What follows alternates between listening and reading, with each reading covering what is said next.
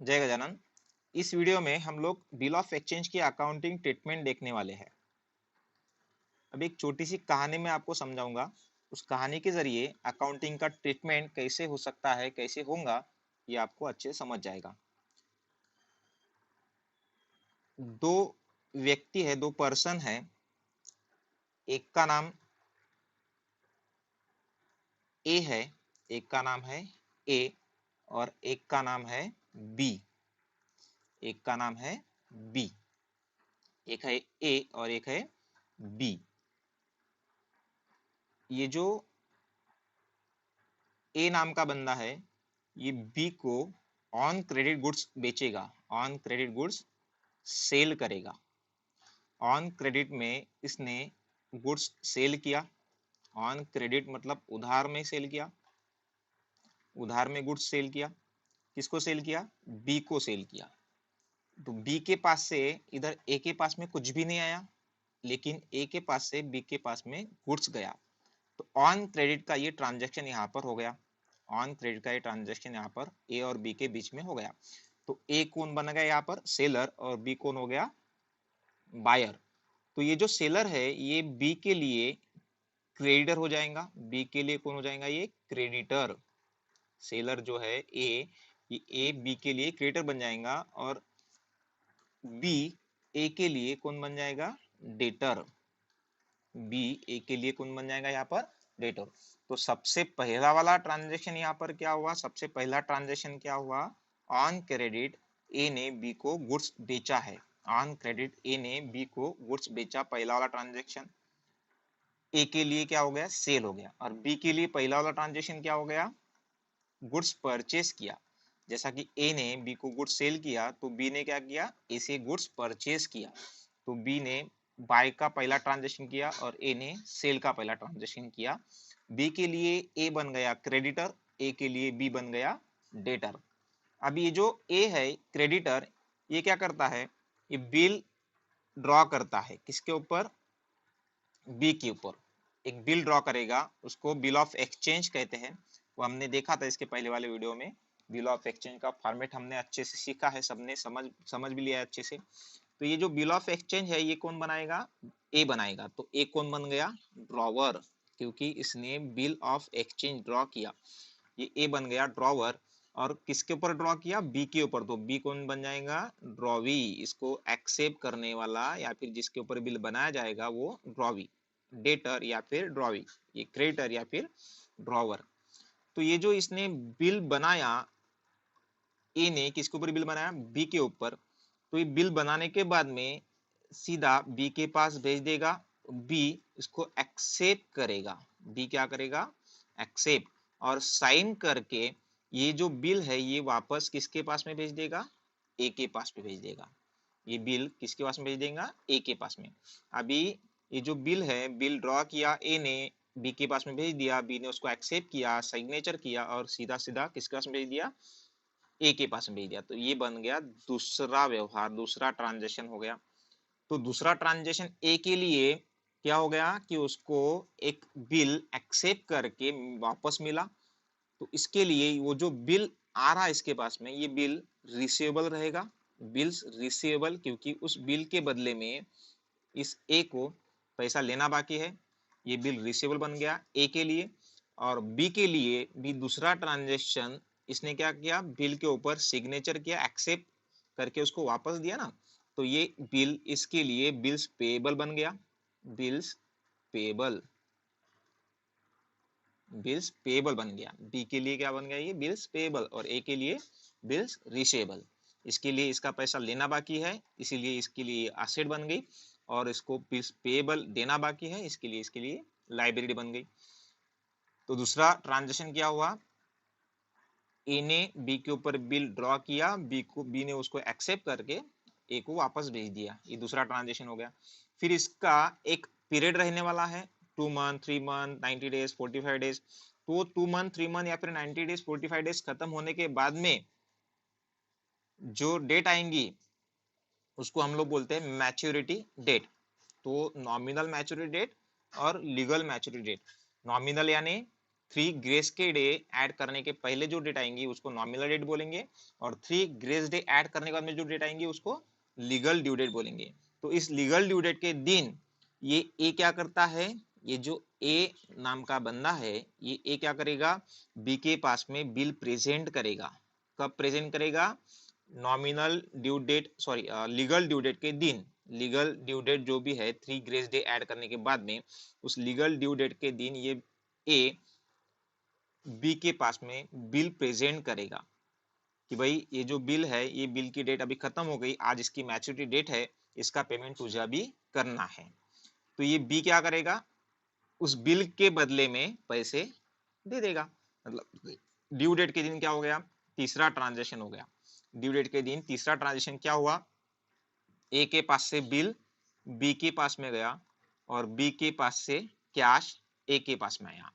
मतलब ए के पास से बिल गया और बी के पास से कैश या फिर सीधा बैंक के अंदर पैसा गया, कैश या फिर सीधा बैंक के अंदर पैसा गया। तीसरा ट्रांजेक्शन बी के लिए क्या बन गया कि उसके पास बिल आ गया, जो उसने साइन करके एक्सेप्ट करके उसको दिया था, वही बिल इसके पास में आया, और उसने उसके बदले में कैश या फिर बैंक से या फिर चेक से पैसा ए को दिया। ये सीधा सीधा नॉमिनल कंडीशन के तौर पर 3 एंट्रीज दोनों के अकाउंट के बुक में होंगी। सबसे पहली वाली एंट्री क्या हो गई, सेल की, इसने परचेस किया तो परचेस की इसके बुक में। दूसरी एंट्री बिल एक्सेप्टेंस रिसीव्ड की, बिल एक्सेप्टेंस रिसीव्ड की, और इसके लिए बिल एक्सेप्टेंस, बी के लिए बिल एक्सेप्टेंस पेड की एंट्री। उसके बाद में तीसरी एंट्री ड्यू डेट के दिन होंगी, जब ड्यू डेट, जब इसका पीरियड खत्म होगा, जब इसका टेन्योर खत्म होगा, तब ये एंट्री होंगी तीसरी कि बिल के पैसे मिलने की और इसके लिए बिल के पैसे देने की। ऐसे 3 एंट्रीज यहाँ पर होती है। तो अभी यहाँ पर 2 बंदे हैं, ए नाम का जो बंदा है ये है ड्रॉवर, ए नाम का बंदा कौन है, ड्रॉवर, और ये जो बी नाम का बंदा है ये है ड्रॉवी। तो ये जो भी अकाउंटिंग ट्रीटमेंट ये कर रहे हैं, तो सबसे पहले तो हम लोग यहाँ पर ड्रॉवी का समझ लेते हैं। ड्रॉवी सबसे पहला क्या कर रहा है कि बिल एक्सेप्ट कर रहा है, बिल क्या कर रहा है, एक्सेप्ट कर रहा है। और उसके बाद में 2 नंबर का, सॉरी बिल एक्सेप्ट नहीं करेगा, सबसे पहले वो गुड्स परचेस करेगा। गुड्स क्या करेगा, परचेस। सबसे पहले वो गुड्स परचेस कर रहा है, गुड्स परचेस करने का दूसरा वो बिल एक्सेप्ट कर रहा है, और बिल एक्सेप्ट करने के बाद में जब उसकी मैच्योरिटी डेट आएंगी तब उसके वो पैसे पेड करने वाला है। उसके वो पैसे क्या करेगा, पेड करेगा, एक को पैसे पेड करेगा। ये 3 ट्रांजेक्शन इसने किया। लेकिन अभी ये जो ड्रॉवर है, ये ड्रॉवर ये 3 ट्रांजेक्शन तो करेगा ही। सबसे पहला ट्रांजेक्शन क्या करेगा, वो सेल करेगा। दूसरा ट्रांजेक्शन बिल ड्रॉ करके बिल के ऊपर एक्सेप्टेंस रिसीव्ड करेगा, एक्सेप्टेंस रिसीव्ड करेगा। इसने एक्सेप्टेंस गिव किया, बी ने क्या किया, एक्सेप्टेंस गिवन किया, ए ने रिसीव्ड किया, एक्सेप्टेंस रिसीव्ड करेगा। उसके बाद में तीसरा जो ट्रांजेक्शन ये कर रहा, ड्यू डेट के दिन इसके पैसे इसको मिलने वाले हैं, रिसीव्ड होने वाले हैं, बिल के पैसे इसको मिलने वाले हैं, रिसीव्ड होने वाले। लेकिन ये ड्रॉवर के पास में और 3 तरीके हैं इस बिल को, इस बिल के साथ में ट्रीट करने के लिए इसके पास में 3 तरीके हैं।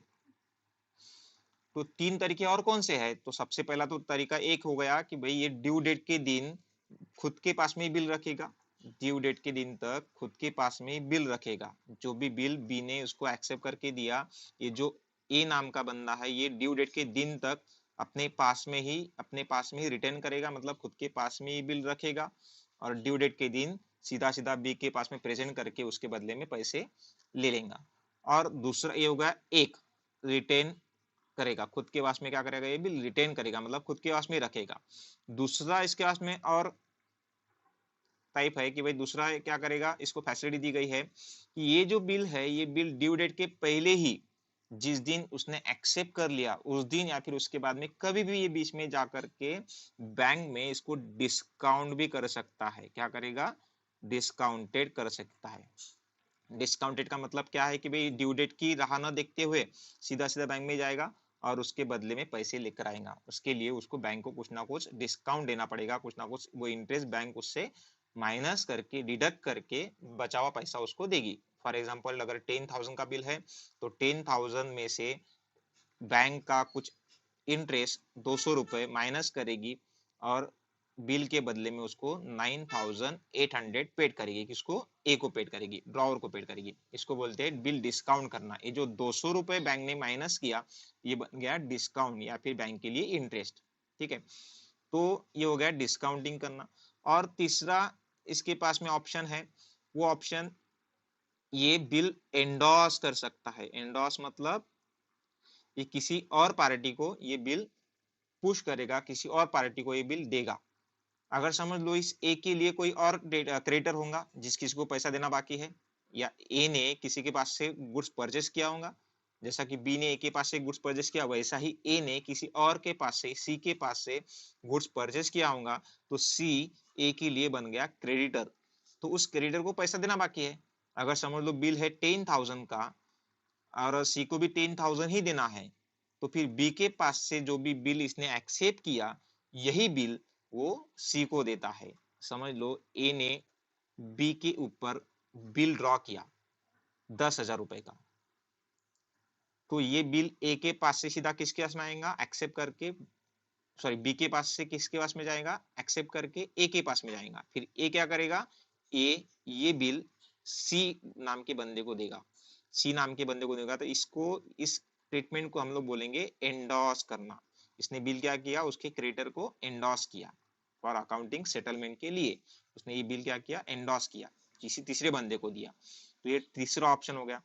और चौथा ऑप्शन यहाँ पर है, इस बिल को ड्यू डेट के पहले ही क्या करेगा? ये कलेक्शन के लिए, बिल को कलेक्शन के लिए, बिल के कलेक्शन के लिए मतलब क्या कि बिल के जो भी पैसे मिलने वाले हैं ड्यू डेट के दिन, उस पैसे को कलेक्ट करने के लिए अपने बैंक में जमा करवा देगा।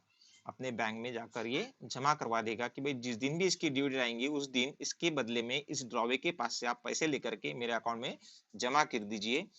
ये हिसाब से वो बैंक के अंदर वो अपना बिल जमा करवा देगा। ऐसे 4 तरह के अकाउंटिंग के ट्रीटमेंट के इसके लिए पास में ऑप्शन है। किसके पास में? ड्रॉवर के पास में। और ड्रॉवी के पास में सिर्फ एक ही ऑप्शन है, ड्यू डेट के दिन उसको पैसा पेड करना है। लेकिन इसके पास में 4 ऑप्शन रहते हैं कि भाई ये जो बिल है ये ड्यू डेट तक खुद के पास में रखे, या फिर डिस्काउंट करे, या फिर एंडोर्स करे, या फिर बिल करेक्शन के लिए बैंक के अंदर रखे।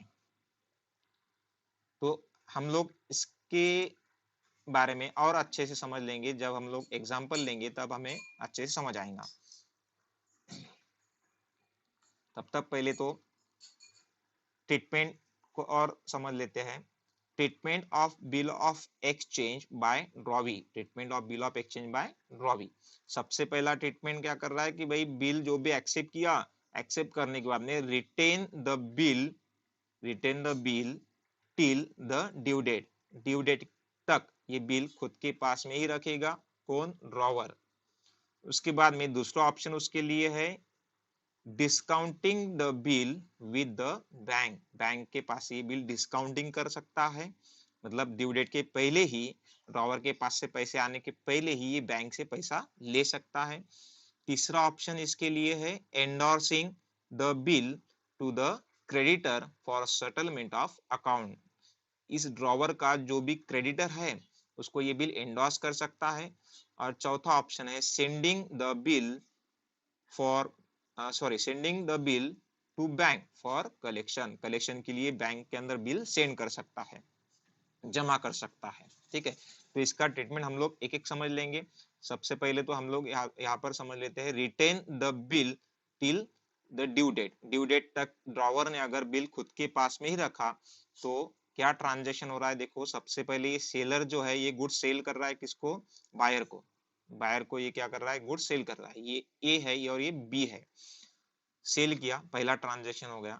दूसरा ट्रांजेक्शन, ये जो क्रेडिटर है, ड्रॉवर है, ये बिल ड्रॉ करेगा किसके ऊपर? ड्रॉवी के ऊपर। फिर ये जो ड्रॉवी है इसको एक्सेप्ट करेगा, एक्सेप्ट करके बिल होल्डर को भेज देगा। ये बिल ड्रॉवर के पास में भेज देगा। ये हो गया दूसरा ट्रांजेक्शन। उसके बाद में ये जो होल्डर है ये क्या करेगा? ड्यू डेट के दिन बिल प्रेजेंट करेगा एक्सेप्टर के पास में, ड्रॉवी के पास में बिल प्रेजेंट करेगा। फिर ये जो एक्सेप्टर है ये क्या करेगा? ड्यू डेट के दिन इसके पैसे होल्डर को देगा। ड्रॉवी और acceptor honours the bill on due date. Due date के दिन ये बिल क्या करेगा? ऑनर करेगा। ये तीसरा ट्रांजेक्शन हो गया। 3 ट्रांजेक्शन ए के लिए और 3 ट्रांजेक्शन बी के लिए। बी ने क्या किया? सबसे पहले बिल गुड्स परचेस किया, बिल एक्सेप्ट करके उसको वापस कर दिया। 2 नंबर का ट्रांजेक्शन। 3 नंबर का ट्रांजेक्शन ड्यू डेट के दिन इसने बिल के पैसे पेड कर दिए। ये हो गया सिंपल फर्स्ट वाला ऑप्शन, जो ड्रॉवर ने बिल ड्यू डेट तक अपने पास में ही रखा, retain the bill till the due date. इसके बाद वाले वीडियो में हम लोग इसका एग्जाम्पल सीखेंगे। उसके बाद में हम लोग धीरे धीरे एक एक ऑप्शन सब चीज का ध्यान में लेंगे। ओके।